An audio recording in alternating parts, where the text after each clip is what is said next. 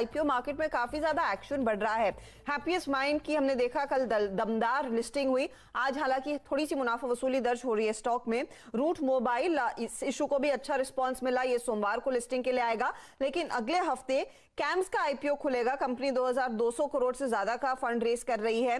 Chemcon speciality भी इसका IPO खुलेगा सोमवार को ही, 300 करोड़ से ज्यादा का यहां पर फंड रेज का इरादा है। और साथ ही साथ एक ऐसा नाम जो ब्रोकिंग से जुड़ा हुआ है और जो लगभग हर रिटेल ब्रोकर तक अपनी रिटेल निवेशक तक अपनी पहुंच बना चुका है, वो है एंजल ब्रोकिंग। ये भी अब आईपीओ लाने की पूरी तैयारी बना चुकी है। आईपीओ अगले हफ्ते खुलेगा, 22 सितंबर को खुलने वाला है और इशू का प्राइस बैंड 305 रुपए से 306 रुपए तय है। अब कंपनी की योजना है इस पर्टिकुलर इशू से ये 600 करोड़ रुपए जुटाएंगे। ज्यादा डिटेल्स लेते हैं कि यहां से कंपनी ने किस तरह से अपने बिजनेस को ट्रांसफॉर्म करने की तैयारी कर ली है। हमारे साथ कंपनी के चेयरमैन और मैनेजिंग डायरेक्टर दिनेश ठक्कर और कंपनी के सीईओ विनय अग्रवाल मौजूद हैं। आप दोनों का ही स्वागत है और कांग्रेचुलेशंस, आप लोग आईपीओ लेकर आ रहे हैं। दिनेश जी, सबसे पहले मुझे ये बताइए, हमने देखा है ब्रोकिंग बिजनेस में एक तो कंपटीशन काफी बड़ा है पिछले एक डेकेड में, तो पिछले 10 से 15 सालों में जैसे जैसे नए लोग आए हैं, आपने अपने बिजनेस को कितना कॉम्पिटिटिव बनाया है और कितना ट्रांसफॉर्म किया है?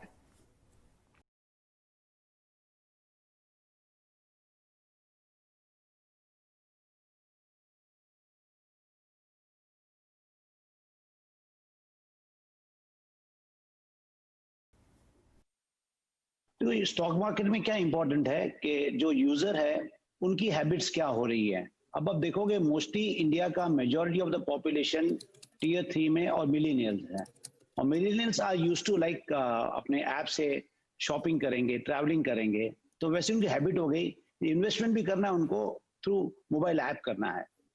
तो इसीलिए ये ट्रेंड देख के हमने कि भाई बड़ा पॉपुलेशन जो है इंडिया का टीयर 3 में है और यूथ है, और जो मोबाइल ऐप के थ्रू सब चीजें करना चाहता है, तो इसमें काफी बड़ा ग्रोथ है। तो नोइंग दैट यूजर को क्या चाहिए और कैसे, शुरू से हमारी फर्म टेक्नोलॉजी ड्रिवन ही रही है, तो हमारे लिए बहुत आसान था कि उसके लिए मोबाइल ऐप वैसे बनाए जो उनको पसंद आए और उनको वैसे फीचर दे कि उनको ईजी हो इन्वेस्टमेंट करना। ट्रेडिशनल इन्वेस्टर क्या था, उनको नॉलेज भी अच्छी थी और बहुत कम लोग इक्विटी में डालते थे। अब आप देखोगे majority of this millennials participate करते हैं इक्विटी में। एक बिकॉज इंटरेस्ट रेट कम हो गया है और अभी भी कॉर्पोरेट अर्निंग अपनी economy is expected to grow good, तो उनको काफी अच्छा ये रिस्क प्रीमियम मिल रहा है to invest in equity rather than going to bank and getting a yield of 5 to 6%। हमने देखा भी है कि इस पूरे लॉकडाउन में रिटेल निवेशकों का पार्टिसिपेशन भी अच्छा खासा बढ़ा है, क्योंकि उनके पास समय था और ऑफ कोर्स वो डिजिटल टूल्स, जैसे आपने कहा कि आपका ऐप एक बहुत बढ़िया मॉडल साबित हुआ। अच्छा विनय जी, आप ये बताइए, ये जो डिजिटल और ऑनलाइन मीडियम आप लोगों ने अपनाया है, एंड आई एम श्योर आप मुझे याद है कि आप लोग वो फर्स्ट मूवर्स में से थे ऐप लॉन्च करने के लिए, किस तरह का वॉल्यूम आ रहा है इस पर्टिकुलर मीडियम से? हमारा दो बिजनेसेस है, B2C बिजनेस जहाँ पे हमारा डायरेक्ट बिजनेस होता है, वहाँ पे 99.8 या 99.9% बिजनेस ऑनलाइन और डिजिटल आता है, और B2B बिजनेस जो हमारे सब ब्रोकर्स के थ्रू है, वहाँ भी हमारा 70% बिजनेस ऑनलाइन आता है। ओके, तो बड़े पैमाने पर आपके बिजनेसेस ऑनलाइन गए हैं। अच्छा दिनेश जी, एक चीज हम नोटिस कर रहे हैं कि जो ब्रोकरेज कारोबार में है उसमें मार्जिन घट रही है, एडवाइजरी कारोबार में दूसरी तरफ बढ़ रही है, तो यहां से आगे आपका ग्रोथ प्लान कैसा रहेगा? स्ट्रैटेजी क्या बनाएंगे आप? क्या एडवाइजरी बिजनेस में जहां पर मार्जिन ज्यादा है वहां पर स्केल करना चाहेंगे या फिर इक्वल वेटेज आप ब्रोकरेज को देंगे?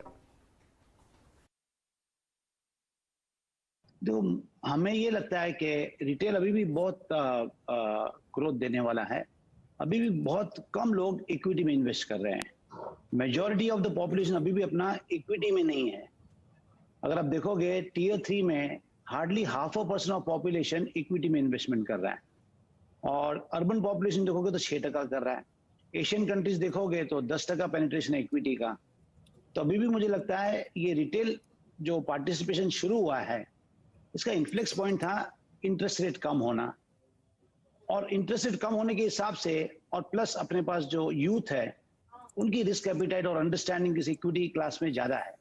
तो मुझे लगता है अभी भी काफी ग्रोथ रिटेल का जो पार्टिसिपेशन हो रहा है इक्विटी में है यहाँ पर, तो हमारा फोकस इक्विटी में ही रहेगा, इक्विटी स्टॉक ब्रोकिंग में और म्यूचुअल फंड में, थर्ड पार्टी डिस्ट्रीब्यूशन, जब उनको इंश्योरेंस लेना है, म्यूचुअल फंड लेना है, लोन प्रोडक्ट्स लेना है, तो एंजल का पूरा फोकस डिजिटाइज वे में कैसे ये चीजों को सर्व करे, मोबाइल ऐप में कैसे सर्व करे, वही होगा।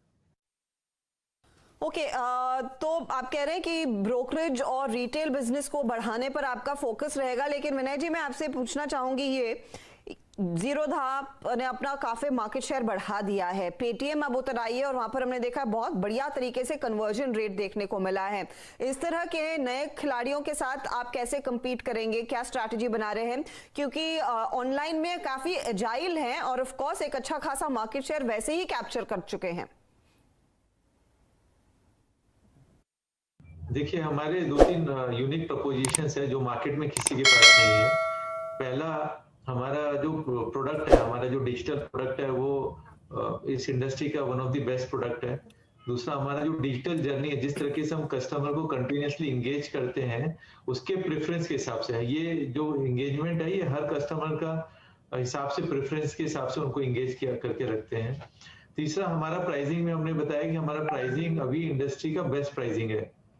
चौथा, इस प्राइसिंग पे भी हम ही एक ऐसे ब्रोकर हैं जो फ्री रिसर्च और एडवाइजरी देते हैं अपने कस्टमर्स को। जो लोग फिक्स प्राइसिंग में आ गए हैं,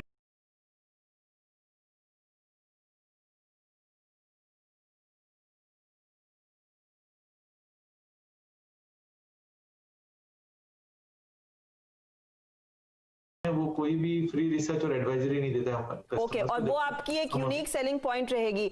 मैं आपसे एक और चीज पूछना चाह रही हूँ विनय जी कि मार्जिन ट्रेडिंग और मार्जिन फंडिंग जो इस समय सबसे हॉटेस्ट टॉपिक ऑफ कोर्स रहा है, दूसरों के मुकाबले आपकी रिस्क मैनेजमेंट कैसी चल रही है? क्या आप कारोबार को ग्रो कर पाएंगे करंट इन चेंजेस के बाद?